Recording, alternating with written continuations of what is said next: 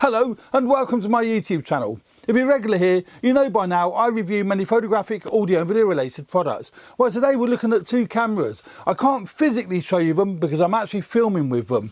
And what I'm doing, I'm comparing the new AF for the Panasonic G9, the 2.4 firmware update on the Panasonic G9, and I'm comparing it against the brand new Panasonic GH5 Mark II. I can't show you the camera, but I can show you the box. That's really exciting, isn't it? It arrived a couple of days ago, so I've not had much chance to play with it. But that is the box for the camera. Don't do unboxing, so there you go.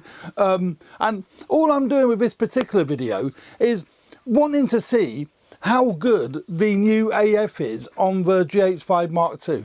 Apparently Panasonic have improved the algorithms to make it much better, or I don't know about much better, but to make it better than what it was on the GH5. Now, Panasonic, as we all know, or if you follow, the mirrorless world, or you follow photography, we all know that the Panasonic range of cameras, and that's all of them, the G9, GH5, GH4, etc, etc, all use contrast detect autofocus.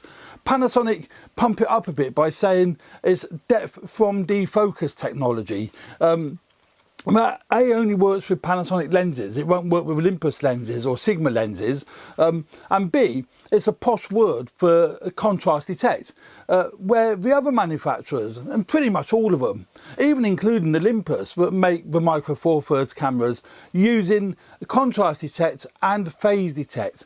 And in video, the crucial thing is phase detect. And that way it picks up the eye, picks up the face, and you get a really sharp and a really constant autofocus. It isn't continually pulsing or hunting.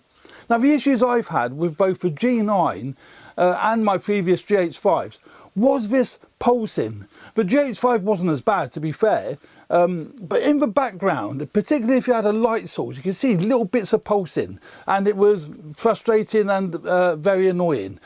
Sometimes I didn't notice it, but I know my audience did because they used to point it out to me. I'm hoping now with the GH5 Mark II that pulsing has gone, or pretty much gone, because it's still contrast detect autofocus. I really don't think it's going to be eliminated, illuminated, whatever, but as long as it can be improved. Now, the G9 has had new firmware update, firmware 2.4, and that apparently brings it in line with their full frame S5 and the other sort of full frame cameras and the GH5 Mark II. So again, I'm hoping the autofocus on the G9 is equally as good. So I'm filming this with both cameras. So on my GH5 Mark II, I've got the Sigma 56mm lens fitted, which is basically 112mm. So it isn't a native Panasonic lens.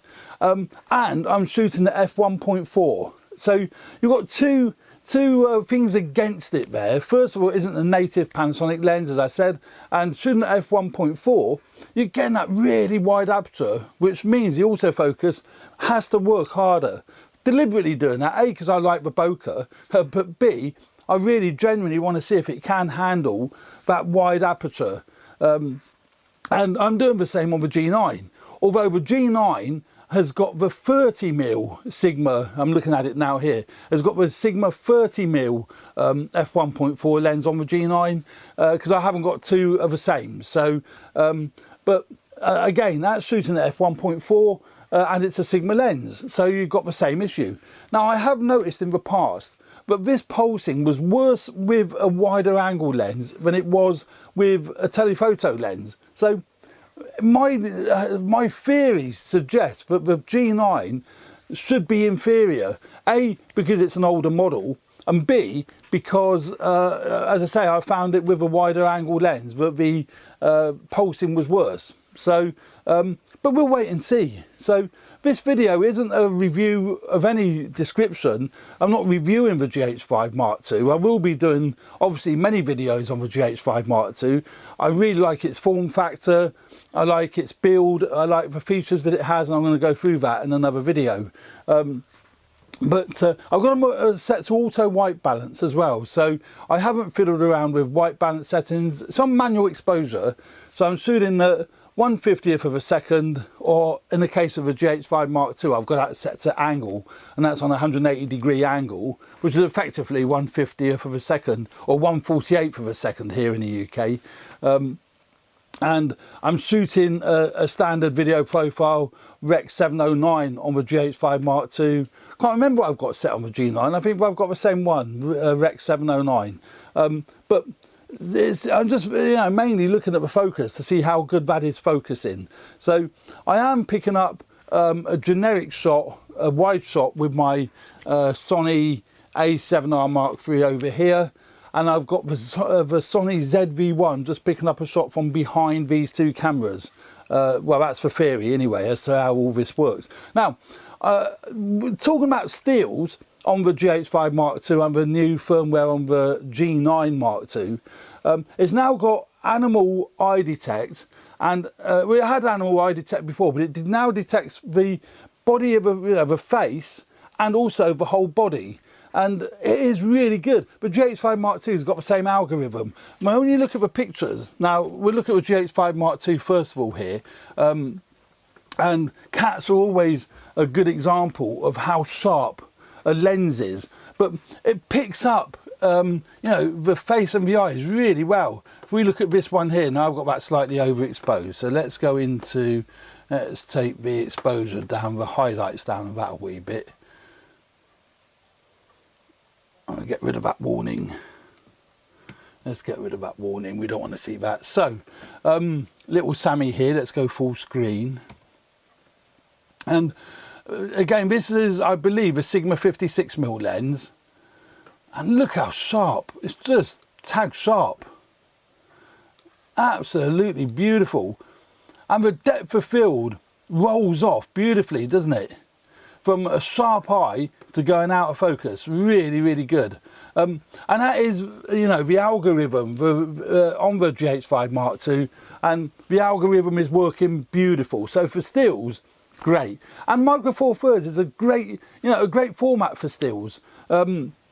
I, in all honesty, probably won't use a GH5 Mark II for much in the way of stills. I've got so many other cameras, but the G9 is great for stills.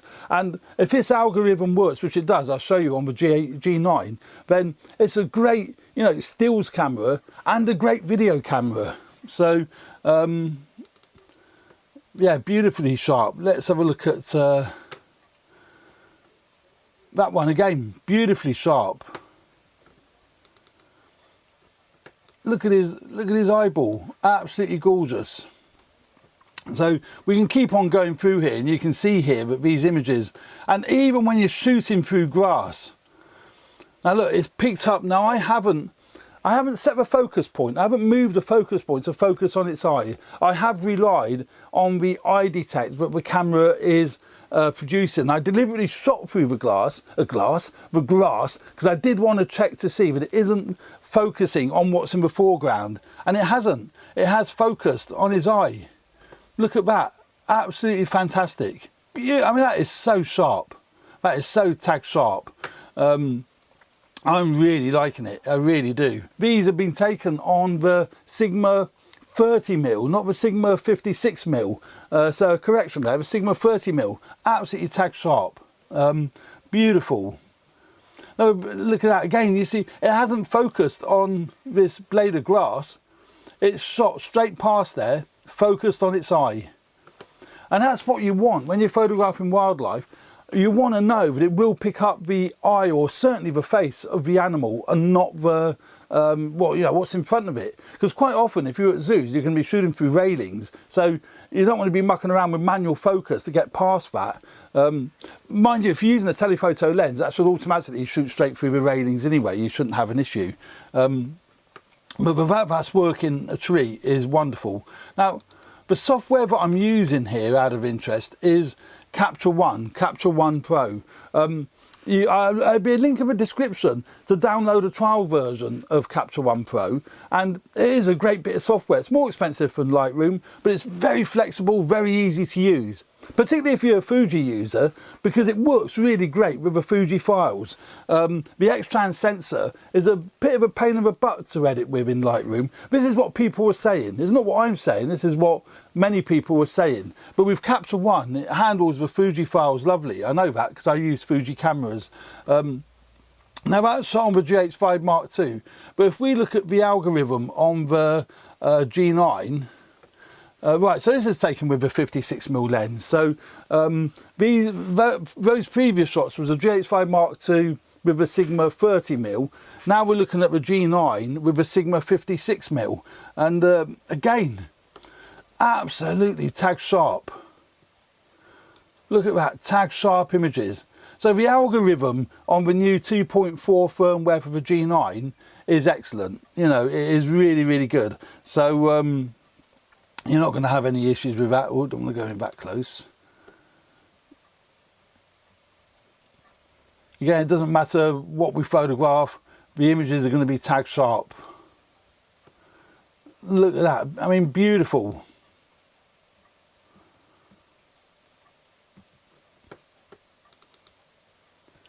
And you still, yeah, look at that, absolutely tag sharp. And you still get the creamy bokeh.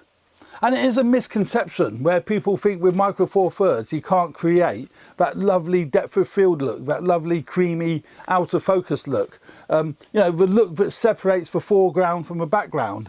And that is so important, particularly if you're doing portraits. I don't like to see portraits where the background doesn't have to be really blurry, but as long as it's, you know, out of focus just even a wee bit. And with Micro Four Thirds you can generate that, you can create that, it's not a problem. You look at little Molly here, background, oh, this is shot at f1.4 surely, you know, but it's still picked up the eye. It's focused on that one eye, it hasn't picked up the whiskers or the hairs, it's picked up the eyes. Absolutely excellent. So yeah, I'm very, very, very happy with the algorithms on the Panasonic G9 and the GH5 Mark II. They're very, very good. And I say with this software, it is a great bit of software. There will be a link in the description to download a trial version. And if you do decide you want to buy it and you do like it, use the code AVP10 when you check out, and you get 10% off the price. And I think that's great, you know. You know, you'll enjoy using the software. Very similar to Lightroom. And also, the lovely thing with Capture One, they have a one-off purchase plan as well as a subscription model. But Lightroom only has a subscription model, you know, and that's what you're stuck with, but not with this one. So, yeah, great cameras, great autofocus for stills. As far as video is concerned, well, you guys and girls be the judge as to how you think it's handling the autofocus. So, you know, now we'll be looking at the GH5 Mark II, that will be on the full screen. So you're looking at the GH5 Mark II with the Sigma 56mm lens shot at f1.4. As I said earlier, keeping it at its widest aperture. And, you know, I'm very confident, well, I'm not very confident, I'm confident that the focus will be really, really good. And then on the G9, which we've got sat next to it, I've got the Sigma 30mm, as I said earlier, and with the firmware 2.4, the new 2.4 firmware. So, again, the algorithm's meant to be better. I really do like the red record box around the screen. Box, you know, it's that goes around the screen so you can clearly see that it is actually recording. With the Sonys, you get a red tally light on like the ZV-1. I can clearly see that's recording. But again, the GH5 Mark II's got the red box around the screen so you can clearly see you are still recording. That is so helpful. So there we go. I hope you found that really useful. Please subscribe to my channel if you haven't already done so, and hit the like button if you like the content of this particular video. It helps me grow the channel and I really, really appreciate that. And please leave any comments. I do read all the comments. They're great and I'm getting some really positive feedback and that's really, really helpful. And if you want to buy me a coffee, there'll be a link in the description below where you can do that. Treat me to a cup of tea actually. That'd be fantastic. So thanks very much for watching, and there'll also be in the description below a link to my Amazon affiliate page, so you can buy any of the products that you know, I feature here. I earn a few pennies, you don't pay any more, and Amazon have got a great returns policy, so it's win-win situation for everyone. So there we go. Thanks very much for watching, and don't forget to download the trial version of Capture One. I think you really enjoy playing with it. So there we go. Thanks very much. Bye for now.